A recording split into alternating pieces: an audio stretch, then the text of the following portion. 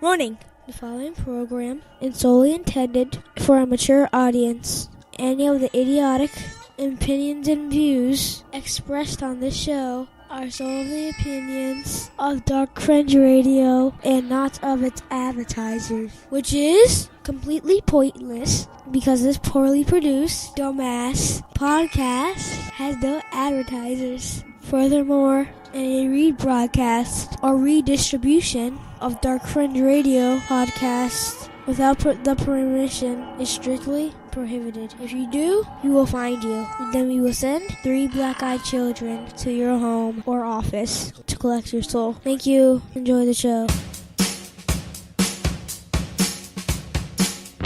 Coming to you live from the Mistopheles Studios, it's Dark Fringe Radio. And welcome to Dark Fringe Radio. I am your host, Will Martinez. Thanks for joining on the podcast, or should I say Fringecast, but thanks for joining us anyway, one way or the other. I'm your host, and of course my co-host, Jay Galosi, on the line with us tonight. Jay, what's up? What's going the Fringe on, man? I know, man. What's going on? How you doing? Living the dream. How you doing? Very good, man. Very good, man. We're going to have a great podcast tonight. We're going to be talking about some near-death experiences and stuff like that, so that's the main topic for tonight. But we'll get into that later on. First, we're going to do a little intro here for you guys. And we got some news, also some mailbag. So just a fully packed show for you guys tonight, as we always do. So hopefully you guys will enjoy it. And thanks, Jay, for joining me this week, of course, as always. And we'll get things started. So, Jay, have you seen the couple movies that came out with Rob Zombie about 10 years ago? House of a Thousand Corpses, and also I think there was another one, The Devil's Rejects. Yes, of course. Have you seen any of those movies? I saw that. What was the House of a Thousand Rejects? House of a Thousand Corpses, the first one. Yeah. That's you got me all. I'd say that too. I hadn't even heard of the second one. I had seen the first one though. Yeah. There was a second one. You should definitely check it out. When it first came out a decade ago. Yeah, it was a while ago. And they're actually making it's a trilogy. So the third one's in production right now. Rob Zombie clarifying right now that they're almost done with the actual third final part of the trilogy of that film, which is going to be called 3 from Hell. That's the final cut from the trilogy that Rob Zombie has created in this universe, which has been some crazy films. But he's pretty much wrapping up production on that currently. But he's promising it's going to be effing awesome. That's verbatim quoting what he's saying. And if it's that's coming from Rob Zombie, you got to pretty much take it for what it's worth. You know what I'm saying? Yeah. No. I mean, the guy knows effing awesome. He does, definitely. So we'll be watching out for that. But I wanted to remind everybody about where you can listen to the podcast. You can check us out on Google Play. You can check us out on iTunes. Also SoundCloud. Just wanted to remind everybody where you can check out the podcast. Also, Player FM is another avenue for you guys to check that out. Also, our social media. You can check us out on Facebook, Instagram, also on Twitter. Just look up Dark Fringe Radio. You can find out all our information there, all our daily stuff that we post. It's just a plethora of information. If you want to keep on the most up-to-date stuff that we put on, is probably the Instagram page. That's what you want to follow there, and keep that on tap for us. So also, if you do check us out on any of those platforms where you listen to us, try to leave us a 5-star rating and a comment. That really helps us out for the podcast. And next week we'll be announcing, Jay, we have some really huge news that we actually got our first advertiser for the podcast, which we'll be talking about next week, and which is very exciting for us here at Dark Fringe Radio, because it's something that we've been trying to, we've been achieving for some time, and it was a goal of ours for this year to get at least one advertiser, and it looks like we got something squared up already in the first month of the year, Jay. Oh, that's amazing. I mean, it's a huge step for us. It's we talked a little bit about it last week. It's very exciting. I know it's something that we had talked about. It was a goal that I know we were looking for in the future, but it's exciting that we've already hit that goal for 2019, and maybe now we can reset that goal to get even more, and that way we can continue to bring even more content and allocate more time and energy into improving the show. And it's crazy that we've gotten that.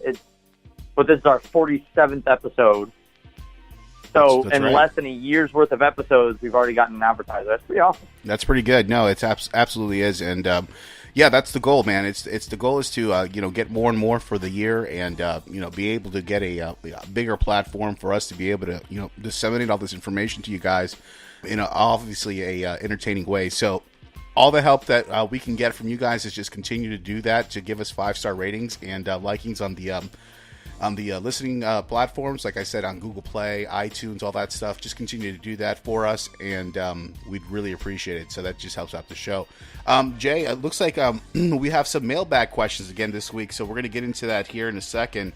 It's a new little segment that we started here, and it's starting to really take off right now. Well, that's awesome. The more that our listeners can interact with us, the more they can ask us questions, the more personalized we can make the experience. And I love hearing from them. Those two that we covered last week were very entertaining. Absolutely. I couldn't agree more. So first one for tonight, Jay, comes from Scott Reynolds from Tucson, Arizona.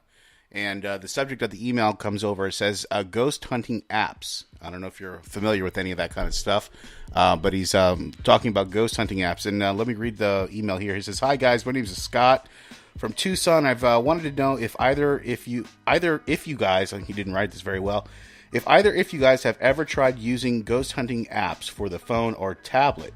I have been searching for a good, dependable app to use when I do my investigations, but I am starting at home for right now. Any help or advice that would be appreciated, and I thank you in advance." Scott from Tucson, Arizona. So, Jay, you have any experience with any of this kind of stuff? No, not me personally. I've had enough interactions with ghosts in the afterlife. I didn't really need an app. So I'm not one to go seeking that out. But, actually who might be able to give him some good advice on good apps. I know we interviewed, and now I'm totally blanking on his name because it was so long ago. He invited us to go out on a ghost hunt with him. I'm sure he would probably know a great app, but I can't. Yeah, you're talking about David Rodriguez from the Prison Paranormal Group. Yeah, absolutely. Yeah. And world-renowned guy. I mean, he does a lot of that ghost hunting stuff and has been on TV for it. And I can tell you this, from what I know in that particular field, none of those ghost hunting apps work. They're bullshit. Just take my word for it. They're just bullshit. They cost about $2 to $3 on a Apple Store or something like that. They're not geared to actually take in the information, the scientific information that you're looking to actually achieve on a real device. Now, there are different things called mail meters where you can, measure magnetic waves in the air, which help. That is a pretty good device. Those things you can buy independently. Those are called mail meters. There's also a plethora of other devices that you can use out there to try to communicate with ghosts. There's spirit boxes out there. Those are pretty well known. That's where they scan the white noise frequencies of different radio waves, and they're able to get voices that come through from the other side after you start asking questions in a supposedly haunted area. So you have that as well. So there's a couple of the things out there. I'm just telling you to do your research. I wouldn't go the app route if you're really seriously interested in doing some ghost hunting. Another thing I noticed that you said in your email too is that you're starting at home. That's something I would never recommend you do. You don't want to start ghost hunting in your own house. It just doesn't make any sense. All you're doing is just asking for trouble at that point. You're inviting things in. So I would highly recommend against you doing that. You might want to do that at a different location where there could be a possibility of some type of spirit phenomena, but I definitely wouldn't start at your house. That's probably the dumbest thing you could do. So don't do that. That's just my opinion. But yeah, you just don't want to do that. But yeah, that's it. That's all I have to say about that particular email. Anything else to add to that, Jay? No, I think you covered it. Like I said, I wouldn't fuck with it in the first place. I certainly wouldn't do it in my house. I wish this guy all the best of luck. I really hope he doesn't do it in this place. Yeah, I hope so too, man. And if things start happening and things start getting weird, just let us know. I'm kind of curious. I'd love to hear a follow-up email to this one and see how that's going. So, but yeah, stay away from those apps on the Apple Store and stuff like that. Those are just bullshit. Those are for entertainment purposes only. They're not gonna really get the evidence that you're looking for. Like I said, the mail meter, spirit boxes, things like that. Those are things that you want to probably gravitate towards. So, that's enough about that, Scott, but I do appreciate you sending in that email, so thank you. Next email comes from Sarah Nabian from Gloucester, Massachusetts. We got a Boston lady here. And all right, yeah, well, the fucking Patriots fucking won again, but let's not talk about that. The subject, don't they always? Yeah, the subject for tonight is ghost encounters. That was the subject for the email, and she writes, okay. This is the first time for me writing into a show. I'm having issues in my place of residence, and I'm convinced that I'm living with the spirit in my house. There have been occasions where I have woken up to objects being moved. I've heard voices, and I've also been dealing with sleep paralysis. That's pretty serious too. I don't know if you've ever dealt with that or heard of that, Jay. Unfortunately, the activity has increased since they started renovating one of the floors in the house that is that we rent, and currently that has been unoccupied for some time. There is something that I can do. Oh no, I'm sorry. Let me go back. Is there something that I can do to make this go away? And if so, what should I do? And who should I contact for something like this? Any information that would be appreciated. I thank you. So that was Sarah from Gloucester, Massachusetts, who wrote into us. Wow, it's a pretty heavy subject there, Sarah. I don't really know where to start with you on this particular subject, because if you're having these kind of I don't know, experiences, yeah, it's just you really need to start doing some research in your house. I would start with some historical research first. If I were you, look into the history of the house, look into the history of who's lived in the house. That's the first thing I recommend you do if you're really looking to try to figure out what this whole thing is, because it's usually tied to somebody in the past in that house, guaranteed. It's just usually, that's what I've seen many, many times over and over again. Something's probably happened in that house for that to happen. God knows what, who knows, but that's where I would start. I would start doing a historical on the house, figuring out who lived there before, maybe who the owners were, maybe if it's anything that's bad that's happened in that location. That's usually key indicators of a house being, having some type of spirit activity. So I would start there, and then from there, you would work your way down. That's obviously the physical stuff that you can find out through books and records and stuff like that. But then that's just only half the battle. Then you have to go in there and try to figure out how to remove these things. And, who to contact, I don't know. I mean, it all depends on where you're at, where you're located. You're in Massachusetts. I'm sure there's a lot of priests around in that area. You'd probably have to find somebody to probably bless that house and try to remove the spirits. That'd probably be the second step. But identifying what the problem is first is the key. So anything to add to that, Jay? We did another interview with someone that cleansed houses, although she was out in California. Yeah. Wasn't she saying like sage, like you put sage in each room and that helps at least? Yeah, saging definitely helps. Saging definitely helps. I actually sage my house on a probably bi-weekly or bi-monthly basis. I think it's pretty good. It's good for the energy in the house. But the thing is that if it depends on the the veracity of what's going on in the house, that you may be able to do it with sage, like Jay suggests. But sometimes a lot of that doesn't 100% work all the time. So you might want to have to look into maybe talking to maybe a psychic or a medium to help you contact the spirits that are in that house to help them move on. That's what you really are looking to do at the end of the day. But yeah, saging definitely helps. It helps protects you, helps protects the house.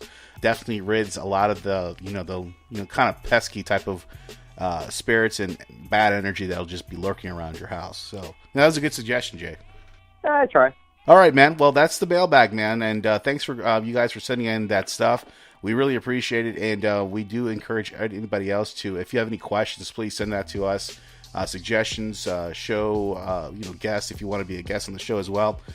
Please send that to thedarkfringe@gmail.com. Again, that's thedarkfringe@gmail.com. So that's it for the intro. Another one little piece of news that I want to kind of bring up that's going to tie into another little piece of information that we're going to talk about at the end of this podcast after the near-death experience part. But the box office this week, Jay, looks like M. Night Shyamalan's Glass opening weekend looks like it nears $100 million. Looks like it was a hit this weekend.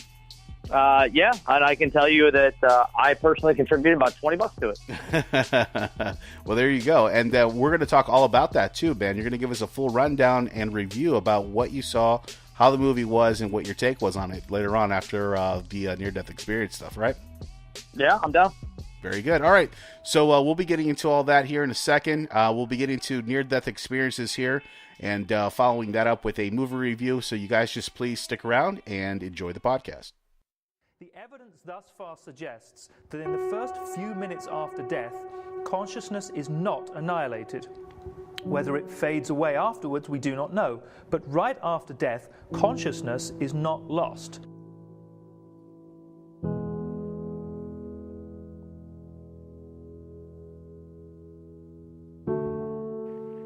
It's one of the great wonders of life. What will it be like to go to sleep and never wake up?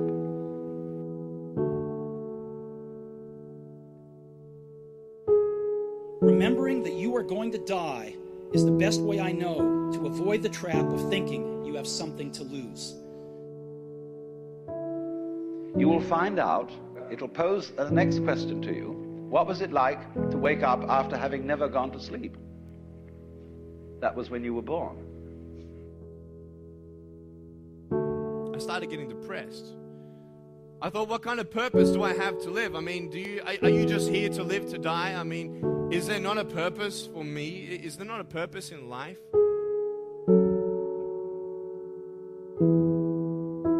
And when you're ready to wake up, you're going to wake up.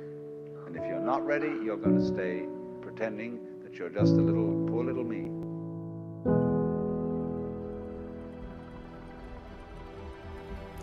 I woke up and I suddenly got it. I suddenly felt,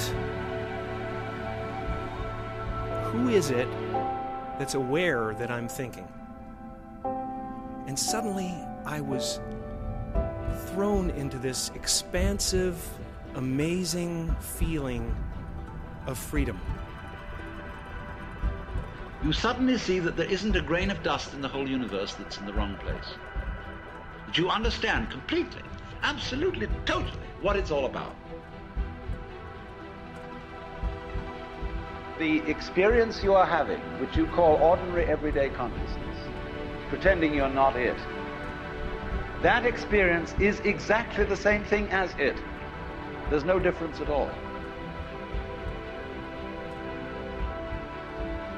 I saw that I was bigger than what I do. I was bigger than my body. I was everything and everyone.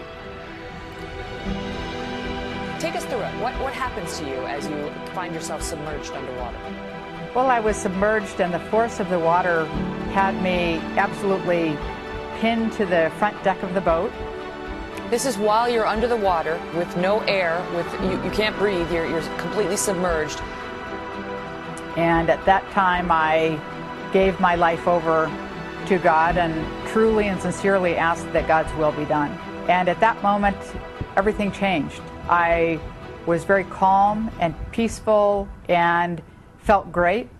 And I had this very physical sense of being held and comforted and reassured that everything would be fine, regardless of whether I lived or died.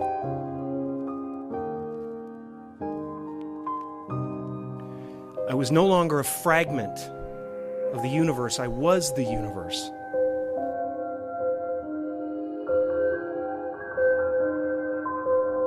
And everybody is fundamentally the ultimate reality, the deep down basic whatever there is.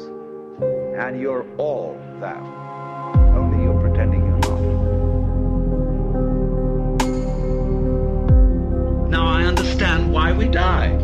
The reason we die is to give us the opportunity to understand what life's all about.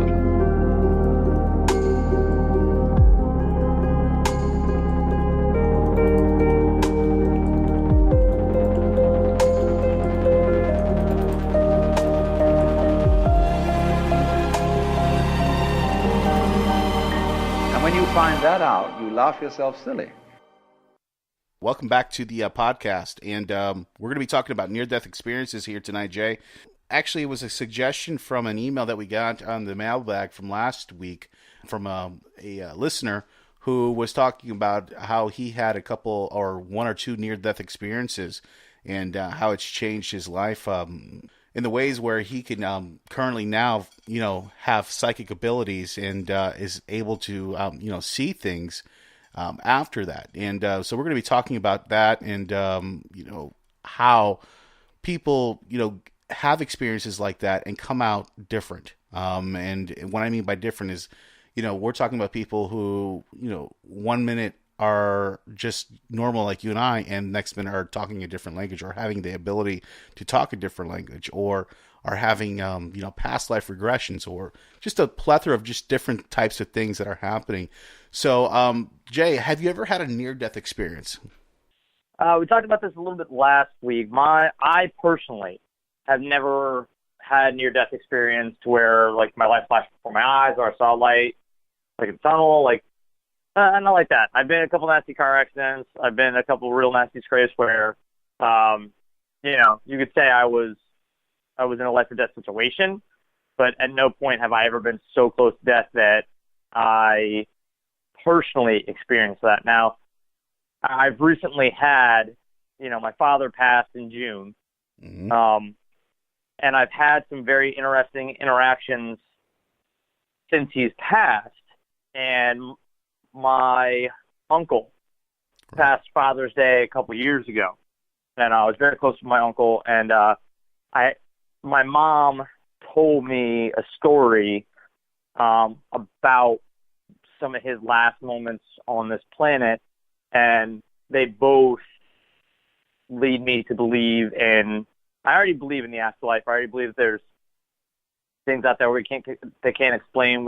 That there's a connection between us in this realm, in this reality, and realities that we don't understand yet. Whether it's you call it the afterlife or nirvana or whatever you might call it, there are definite connections. Yeah, I could understand. And I believe. Go ahead. Yeah, I believe the life or death experiences are gateways between the two realms. That sometimes when you're about to cross over, you get a little sneak peek. Yeah, I agree with that. Yeah, I agree definitely. Do you think, though, Jay, that people's religious beliefs have something to do with that, intertwined with that? And what I mean by that is this: say, for instance, let's just say hypothetically, you're Jewish, right? And you follow the Jewish faith, right? And you believe that X, Y, and Z is going to happen when you die, right? Do you think that happens to that person because that's what they believe versus, like, say, for instance, somebody who is, Catholic, they believe that they will either go to heaven or hell or maybe even purgatory, depending on how that person, behaved in their life. Do you think it has to do with their religion at all, or do you think it's something that we all eventually just have to do? We all experience the same experience at the end. Well, I think we all experience the same experience. Well, it's kind of like it might be a bit of both, because it's just like most things in life. You and I could experience the same situation and have two different outcomes or two different takeaways just from our own personal sensitivities and points of view. That being said, I believe that there's something more to it that actually intertwines a lot of the different religions, aside from maybe Scientology. That because a lot of them, there's a lot of similar things in the Bible and the Quran, and there are some very, very similar stories, lines, whatever you want to call it. There are a lot of very, very similar things. And what I think is I don't think any religion really has 100% right. Yeah, I agree with you on that. So it might be a bit of all of them kind of mixed in, but I don't think any of us really have an idea of exactly what happened. So I believe that whatever happened, we experience it on an individual basis, And also, it all kind of depends on the person. Or, there are some spirits that stay and are benevolent and are innocent, and then there are other ones that come back to cause damage and cause problems. And I think that all goes back to the person they were before they passed to the other side, and what their intentions were, and how they passed. I believe a violent end can sometimes lead to a very clingy and or violent spirit or experience on the other side. Yeah, I do believe that as well. And it's just interesting to me because, everybody has their own beliefs. Everybody has their own, religious beliefs and so whatnot. And it's just amazing to me that every different religion has their own take on the afterlife. Everyone has their own, but none of them can ever be 100% true, because you don't know. But then you have these people who die, they have these near-death experiences, and they come back to life. And, you have these people who are recalling these, events that are happening to them when they're, either in a coma or they've had some type of traumatic experience.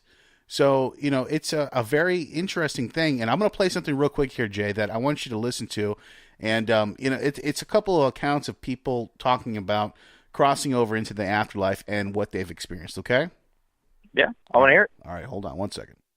I believe that I died, yes, that I crossed over into the afterlife and came back, absolutely. What is the afterlife like? Being in the afterlife was like being in a really unlimited space and time. Diagnosed with lymphoma in 2002, Anita Morjani withered down to just 85 pounds as cancer crept through her body. I had tumors, some of them the size of lemons, and these tumors were from the base of my skull, all around my neck, under my arms, my breasts, and all the way down to my abdomen.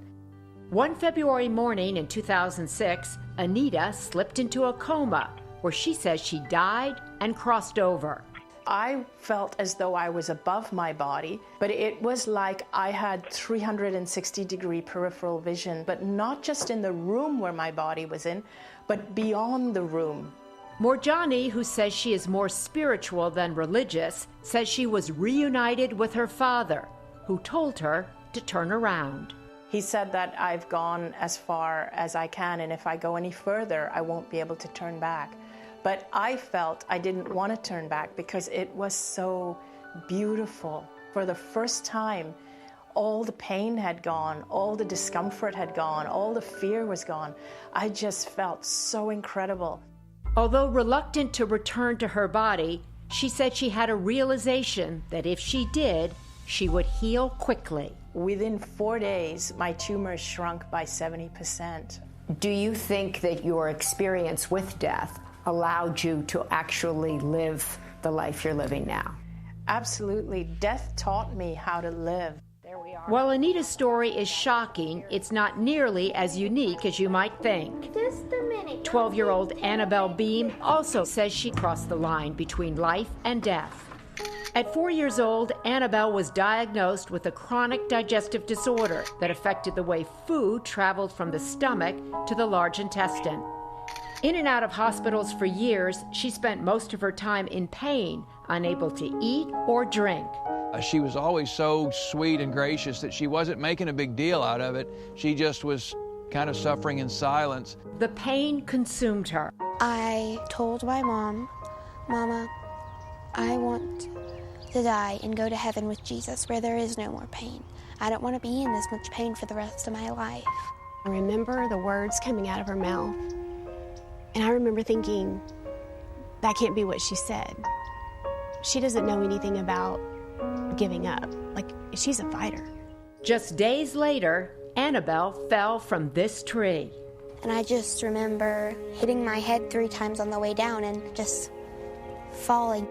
Sitting 30 feet up with her sister, Abby, the branch started to crack and Annabelle plummeted headfirst into the hollowed-out tree. Annabelle says while lying at the base of the tree, she died, went to heaven, and came out healed. It was really bright, and I sat on Jesus' lap, and he told me whenever the firefighters get you out, there will be nothing wrong with you. I asked him if I could stay, and he said, "No, Annabelle, I have plans for you on earth that you cannot fulfill in heaven, but I am going to send my guardian angel with you." A few days later, Annabelle shared her experience with her family. She was very matter of fact, very, this is what happened, not at all animated, just here's the facts. And then she just stopped talking. Once on 10 medications a day, today she takes 0, is symptom-free, and living a normal life. The tree still sits in their front yard, recently blown over by weather, with a cross Kevin carved after the accident. I am grateful for this tree. I am grateful that God blessed us through this tree, but it's a tree. And for Annabelle? I love this place so much because it was the place that I was healed. 2 people, both grateful for dying and now living. So there you go, Jay. That's a pretty intense account of people going over into the another afterlife and having these experiences. Saying that they're talking to God or Jesus, and coming back and saying that everything is fine, and they come back and everything is fine. So what explains something like that, Jay? What do you think? It depends on the person. Me personally, I have belief. I have faith. Right. I've had enough experiences in my life to where I can't deny that there's something else out there. There's something bigger than me. There's something that is in far more control of what happens to me than anything else. A prime example. I have a degree in broadcasting. I was supposed to be in radio. That was my goal. That was my aspiration, was to eventually be on radio. You and I were both in media class in high school. I enjoyed being on TV. Like, that was what I wanted to do. It didn't work out. This podcast is probably the most broadcasting I've done, aside from some couple little radio stints. I was going to take offense just for a second there. Just one little second. I was taking offense. I was like, what do we got here, Jay? Come on. No, I'm okay. joking. Yes, the podcast has been amazing. Yes, don't get me wrong, but I graduated in 1999. Begrudgingly said that, but yes, go ahead. So 20 years, my degree has been sitting in my closet doing shit. Yeah. So, and I've been working with kids and teaching gymnastics for 18 years. And I fell into that. Like, it's just the way it worked out. I had nothing to do with my plan.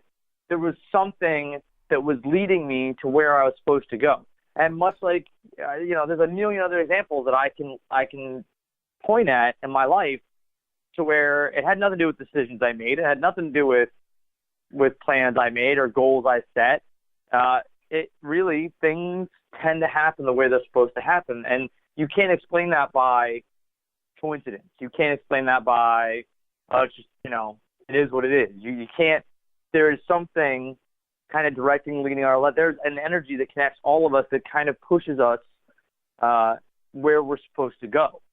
So for me personally, they're going to the other side. They're meeting Jesus, and they're coming out healed. Now, somebody who's a skeptic or doesn't believe in such things might say something like, well, sometimes bodies have been proven to heal when they're in comas because, the blood flow is less and the intake is less, and your body's allowed to rest in a way that's not normally when you're up and going through all these kind of medications, and or sometimes sudden traumatic falls can kickstart your immune system like into overdrive. Like, they might say that. Me personally, I believe they went to the other side, and it wasn't their time.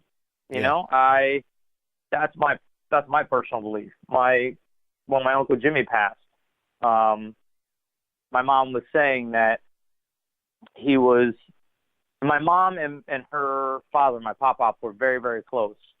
And she said she was in the room with my Uncle Jimmy, and my Uncle Jimmy was very uncomfortable. He had prostate cancer. It progressed very, very fast.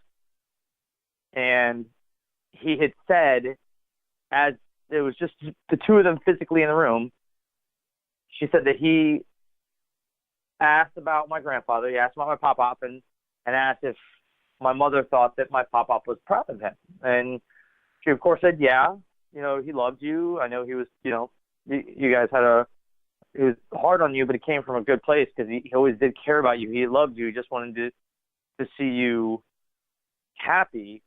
And apparently my Uncle Jimmy looked to the other side of the room and started having a conversation with my pop-pop. And my mother said right then and there, at that moment, she really felt like it was the three of them in the room.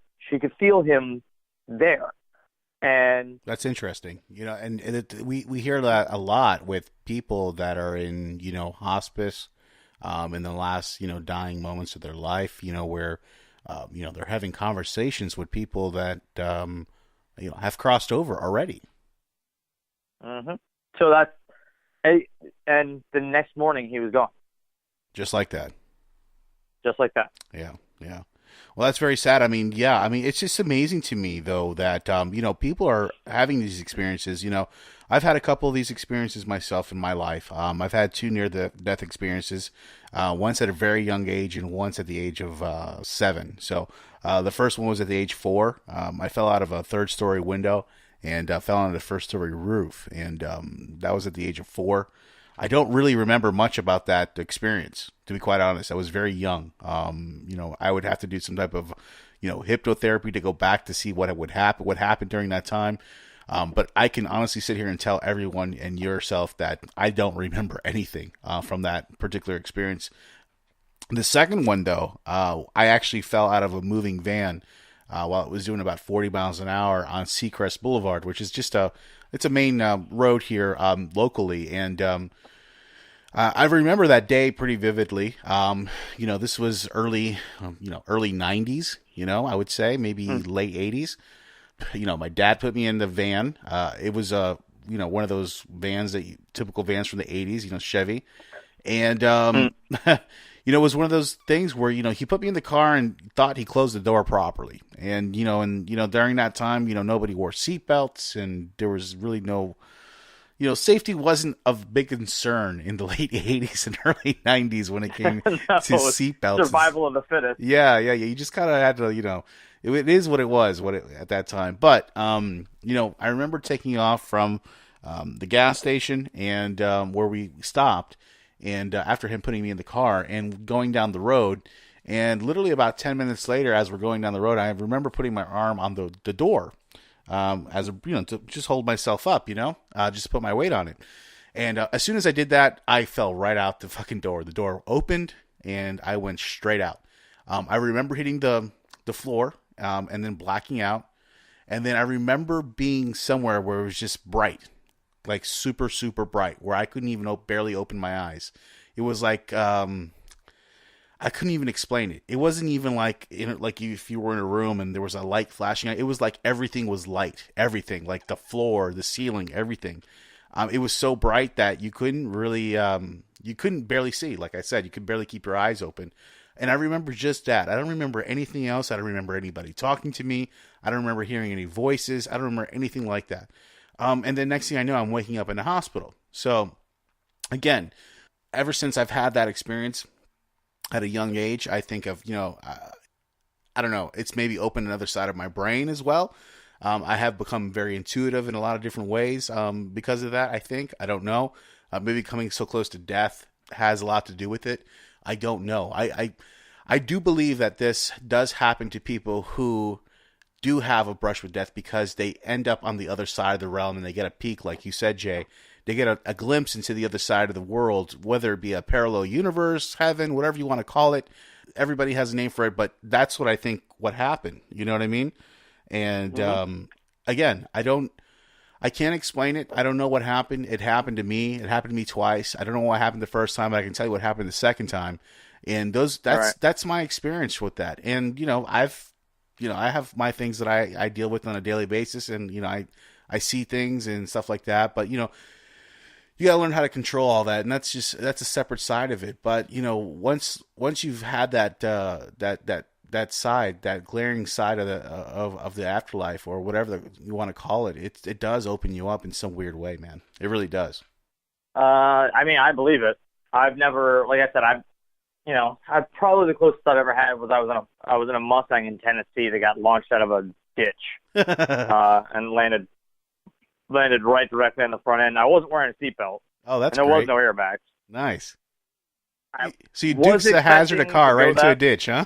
Well, I was pulling out of a friend of mine's house, and there was a little 2-lane road out in Tullahoma, Tennessee, and some dude came flying up on me, and I had a 450 horsepower Mustang. So I got on it, totally negating the fact that I had no traction. Like my street tires were bald as could be. So I kind of aimed it into the ditch because this guy was coming up quick and he was going to hit me. And the car had positive traction. And at that moment, he made contact with just my rear driver's side quarter panel, and gave me enough of a push where the tires caught. And at that point, the brakes weren't going to do shit. Yeah. I went into the ditch, out of the ditch. I flew over a driveway, landed on the front end of the car. The car split a little bit on the grill, came to a rest back on its wheels. So I don't think I was a full 90 degree, but it was a steep angle it hit at. I wasn't wearing my seatbelt because, again, I was around the corner from my house. I wasn't really too concerned. I believe that day that there was something else that kept me around, kept me alive, but and it wasn't so traumatic that I had any kind of Did you like your life injury. flash? Did your life flash like they say? No. No, you didn't have any of that? Nothing like that.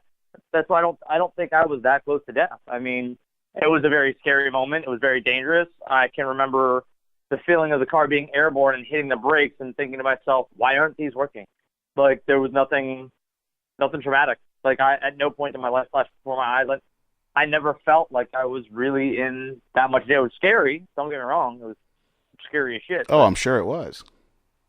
But no, I didn't have that. The closest near-death experience I've had since my father passed. I've seen a lot of ghosts, and my grandmother and I were very close, and she visits me in my dreams. But the one with my father, it's the most real. It's an experience, it's a feeling that I really can't. It's hard to explain exactly the way it feels. My dad and I were super close. Absolutely. To those listening to this podcast, words can't describe how close my father and I were. He and I were best friends. I mean, he was my role model. He was my hero. I went to him with everything. He and I were close as could be. And he passed in June. And he had said in his will he didn't want everything falling to me. I'm the youngest of ultimately 5 kids. But I'm the one that seems to, when the shit hits the fan, I'm always the one kind of cleaning up the mess. And that's kind of what happened with my father. When he passed, I ended up having to kind of go through his will. I have 2 siblings who live in Michigan. My father decided to be cremated. There was just a lot of things. There's a lot of things when someone passes on that somebody has to take the reins. And it ended up being me because my father and I were so close, and it's the way it worked out. Yeah. I didn't get a good night's sleep for, I don't know, probably a month. I was getting maybe 2-3 hours at a time. And I was stressed and I was upset, and I had to be strong for my family. I had to be strong for my kids, for my ex-fiance. I had to be strong for everybody around me. And I remember it was maybe 2 days before his funeral. And I was having this dream where it was my father and his fiance, and I was trying to serve them cake at a birthday party, which I do all day long. I mean, I just did 3 birthday parties today. Like, right. I serve people cake all day long. It's not something of unusual nature for you. No, it's me going through my normal process But for some reason, I couldn't seem to get the right piece of cake fast enough for my dad and his fiance. My father, before he passed, had COPD, so he was on an oxygen mask, and this image of my father that I was trying to serve cake to was the frail, elderly person he was just before he passed. And I was in such a rush, and I was so stressed, and I remember I was starting to cry in the dream because I was just so frustrated that I couldn't seem to get everything done. And I believe part of that was because I was trying to plan my father's funeral and trying to figure out, the will and get things together with his fiance as far as his house is concerned, and a lot of plates spinning. Yeah. And as I turned from the old frail father, the image of my old frail father, I bumped into my father. Huh. What I remember my father being from my childhood, a younger version of him. The younger version. Like he might have been in his probably 30s, early, mid 30s, maybe early 40s. But my father was a specimen. Like my father was a specimen. Yeah, he was. I mean, he was. He was only 120 pounds, but he was in even though he smoked, he was in great shape. I mean, he was always a specimen. He was one of the strongest human beings I've ever met in my life. Certainly pound for pound, probably the strongest human being I've ever known. And I remember bumping into him. It was like hitting a brick wall. And my dad had these big hands, and he grabbed me with his big hands, and we like kind of shook hands, and he pulled me in, and he hugged me. And that feeling right there, that wasn't a dream. Yeah, that was real. That was real. I felt him. I could smell him. Yeah. It was uncanny. And he just told me that everything's going to be okay. Not to push myself so hard, not to stress, that it's going to be fine. Everything's going to turn out okay. And he was right. I mean, the day of his funeral was one of the most touching days of my life. I mean, it was you were there. The amount of people emotional. That showed up for the amount of people that showed up for my father's funeral was unbelievable. And I only believe I had the strength to deliver that eulogy that I did without crying. I was the only person that didn't cry. Yeah, I will be attest to that because I was crying like a little bitch back there, while all that was happening, and I don't cry that much, and I can tell you what, that it definitely brought a tear to my eye, and I was pretty hard to control myself at that point. But you're absolutely right, man. You kept it together, during that whole time. And the only way I did was because my father told me it would be okay. Yeah. Yeah. You had that reassurance, you had that moment with him where he reassured you in his own way. So that way you could, be okay to go through all this. And so he made sure that you did that. You know what I mean? Yeah. So while I might not have had, I haven't had a near-death experience where I was the one crossing over, I've had a lot of contact with people I care about on the other side, and I've had a handful of other dreams about my father like that, where I can't say they're dreams. Like there are times where I know they're dreams, and then there are times where I know they're not, and I can't personally say that I don't believe, because every time I see him in a dream, not every time is it actually my dad. There are times where it's definitely my imagination, it's my brain, it's my heart, it's my soul missing him. Right. But then there are other times where he visits me, and there's a sense, there's a presence that you can't define, and you can't. Once you feel it, you know it. So that's the nearest death experience I've had, where I know I'm touching the other side by proxy of someone else. Yeah. That makes absolutely sense. I mean, and it's so crazy to hear these stories. It's crazy to think that this is possible, but it is. We take life for granted every day. We get up and we go to work, and we do the normal routine every day, right? Monday through Friday, we go to work, we do what we have to do, but we don't think about the how that could all end in one moment. That can all end in one moment, and we have to take life serious in a way. and not take it for granted and live every day like it's your last, because there's no, tomorrow's never promised at the end of the day. There's no promises for tomorrow. And that, I think that's the moral of the story that we're trying to get here today. We're talking about near-death experiences. We talked about mine. We talked about what Jay went through, but I think the moral of the story here tonight is that, life is precious, and we should, hold on to every kind of experience that we have, treat the people that we love with respect and the love that they deserve. And, continue to live life that way, because, anything else besides that, it just doesn't make sense. You know what I mean? You have children. I have children. I'm sure a lot of the listeners that, listen to this podcast may have children, or, are definitely children of mother and fathers. It's just, you have to, keep those people around you. You have to make sure that you're keeping those people happy in your life as well. Don't neglect them. Don't take it for granted. Every day is a blessing.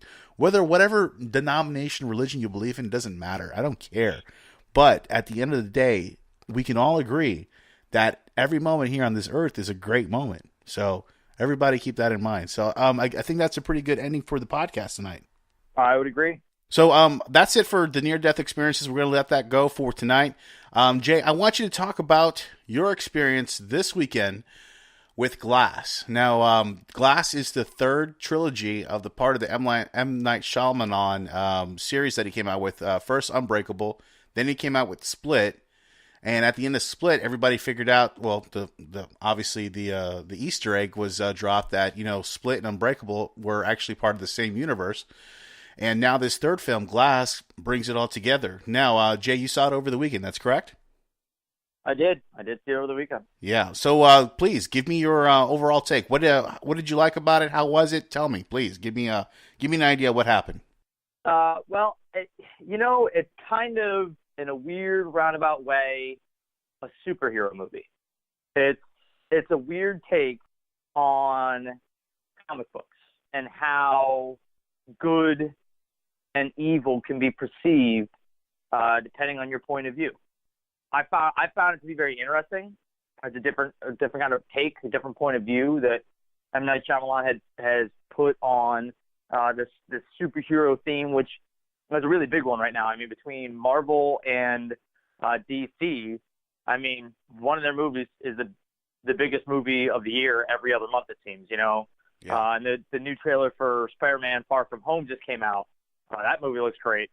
So you have another Avengers that's going to be coming out soon. It's the superhero genre is a big one, but M. Night Shyamalan's focus on it almost pokes fun that these people think they're superheroes, or they think that they're comic book characters, or they think that they have superpowers, but in reality, it has more to do with their mind and believing things. But it's funny because even in the movie, some of the things that Kevin, I can't think of the actor's name. James McAvoy. Split. Yeah, James McAvoy. Thank you. Who did a great job? Who did an amazing job in Split, and he continues that with that character in this movie. Continues having those Split, trying to get a hold of the light, and you have the Beast and the permanent 9-year-old, but it kind of explains how he became what he was, or what he is. It kind of explains how Bruce Willis's character became the Tiptoe Man, which is what they refer to him a lot throughout this movie. Right. And they introduced a third character that long precedes both of them. Really? Yep. So overall, I mean, how was Bruce Willis in this film? I mean, I know James McAvoy. I saw him in Split. He did a fucking fantastic performance in Split. I'm sure he did the same thing in this one as well, correct? Oh, absolutely. Absolutely. He continues on it. Although, and they push it almost to a whole nother level. You definitely see a lot of the Beast, but you really start to understand how and why these other characters, these other personalities, what they individually bring to the table, and you see him cycle through them fast. Like there are times where he's pumping through them. Like it's pretty impressive. Bruce Willis, his acting job was amazing also. Yeah. You know, he has to kind of play at the beginning, he's the hero. You know, he's looking for the beast. Right. He's looking for this person. So he's constantly going out and looking. You know, police are chasing him as well. So thinking that he's probably has something to do with it. I'm assuming. Yep. Gotcha. Kind of. Got you. So there, you know, he's trying to be he's the strong, silent hero who's not trying to make a big deal out of it. He's just trying to do the right things and do good. And then you end up meeting this third character who precedes them both. Right. The mastermind of all this thing, right? I'm sorry? The mastermind of all this thing, right? Supposedly? Mastermind is the perfect way to describe it. Yes. He is the mastermind of this thing, supposedly. You know, and of course there's the M. Night Shyamalan twist at the end, which I'm going to completely leave alone. You're going to have to bear with it. It's a slow start for a trilogy. For some reason, they do go a little bit more into the backstory. They go a little bit deeper into the hows and the whys. Right. So it's kind of a slow burn. Right. It gets there, you know, it takes a minute to really get going. But once you've gotten going, once you're to once the momentum starts going, the momentum, once it builds, once it really gets going, there's a lot of really interesting shit that happens that it's going to shock you. And again, like I said, I personally found it to be an interesting take on the superhero comic book genre and movies. I found it to be entertaining. And the people I was with, they didn't like it, but me, I thought it was neat. Cool. So overall, out of 5 stars, Jay, what would you give this one here, Glass? I give it 3.5. 3.5. Okay, that's solid. And let me ask you this one last question regarding that film. Did they leave it open for maybe a 4th? Did they leave it open for a 4th? Yes. I figured that much. Yeah, I mean, listen, I mean, it's obviously doing very well in the movie theater now. It's made over $100 million over the weekend alone. It's doubled what Unbreakable did. It's doubled what Split did, which was a fucking fantastic film and did well in the movie theater already. So it's well on its way to having very high success, you know, in the movie business. And you know, it's hard for these studios to see something like that and then not try to have another one to duplicate that or make some more money off of it. So it's going to be interesting to see what they do after this because, again, this is a studio film that's not actually owned by a studio. Actually, M. Night Shyamalan, many of people may not know this, but he actually mortgaged his house to actually make this third film. He didn't seek the monies from any top studio or anything like that. So he financed this film all by himself. So it's going to be very interesting to see how, you know, this takes on its life on its own to another, maybe to a studio or what to decide to do with it for a 4th film. So it's all, you know, up in the air at this point. But thanks for sharing that, Jay. And thanks for watching it over the weekend and sharing that information with us. No, it was a pleasant surprise. Actually, when we did the last podcast, both of us said we weren't going to go see it in the theaters. Yeah. And then I ended up going and seeing it last weekend. So it was, but like I said, it was a good movie. You know, spend a few bucks, go see it in the theaters just for shits and giggles. See it once, and then, you know, beyond that, you can wait till it comes out. I can't tell you if there is going to be a 4th one. It's going to be completely and entirely different. Oh boy. Well, I'm looking forward to watching this film, man, and I'm really seeing how they're gonna, you know, tie all these ends together. I'm really looking forward to that, and I'm definitely gonna be checking it out in the next week or two. So, again, thanks for sharing that, Jay. Listen, everyone on the podcast, thanks for joining us on the podcast this week.